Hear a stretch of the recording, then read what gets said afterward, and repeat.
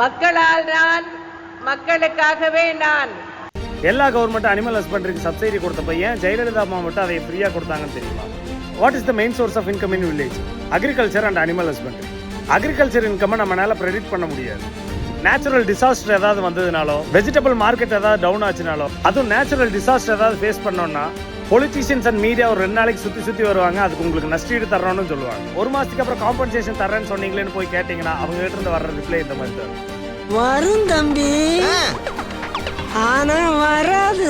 இந்த சிச்சுவேஷனை ஃபேஸ் பண்ணி அங்கே போனவங்களுக்கு தெரியும் அங்கேருந்து வர ரெஸ்பான்ஸ் எப்படி இருக்குங்கிறது. இந்த மாதிரி டைமில் பல குடும்பத்தை நடுத்தெருவுக்கு போகாமல் காப்பாற்றினதே அனிமல் ஹஸ்பண்டரி. ஒரு ப்ராப்பரான அனிமல் ஹஸ்பண்டரி நம்மகிட்ட இருந்ததுன்னா நெக்ஸ்ட் மந்த் என்ன இன்கம் வருங்கிறத நம்மளால ப்ரெடிக்ட் பண்ண முடியும். ஆனால் அக்ரிகல்ச்சரில் அதை பண்ண முடியாது.